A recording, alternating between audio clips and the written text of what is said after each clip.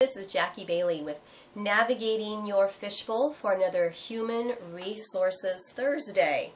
Today's question is, as an employer, do you maintain two types of files, a regular file and a confidential file, for each of your current or former employees? Most employers are unaware how important it is to keep these records, and not only is it important, but they are also legally required to do so. So what should be kept in the employee regular file? Well, the documents in something like that would be the original resume or job application that you were given from this employee when you first interviewed them.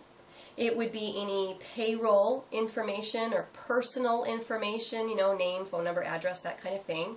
It would also include any continuing education or training that they've had, and you'd need to keep that on file. Even any disciplinary action that you've had to take with this employee would be contained in their employee regular file.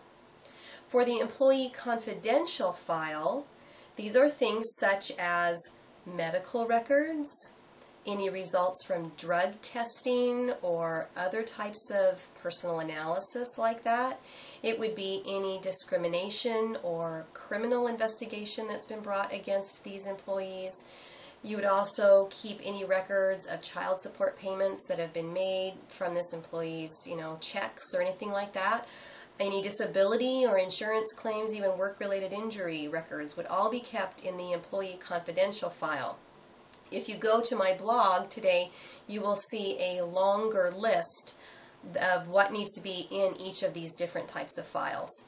Now remember that even though these files are private and confidential for internal purposes, if a legal or an investigative agency requests these files, you are legally required to release that information to them, just so you know.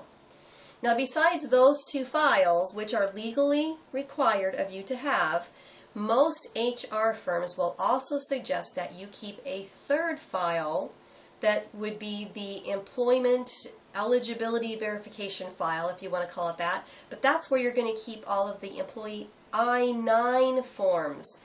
This is the form that makes it verified that your employee can legally work in the United States, and you must have one of those forms on each employee and be current and up to date with that form. So if you keep all of those forms in one file and Homeland Security comes knocking at your door, all you have to do is walk to a desk, pull out that file, open it up for them, and all of the I-9 forms for every one of your employees are right there.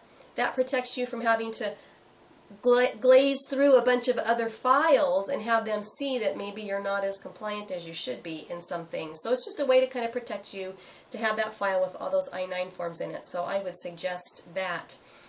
Please go to my blog today. Not only look at the longer list of documents that are in each of these files, but also make a comment on my blog if you have a question. There's also a link there to Bent Erickson and Associates, a leading HR firm here in the United States. And if you want to tune in next week, I'm going to talk a little bit about how to maintain the accuracy of each of these files and what needs to be in them more specifically. So I hope that you will tune in next week. But for now, keep your head afloat in that fishbowl of yours, and we'll see you next week.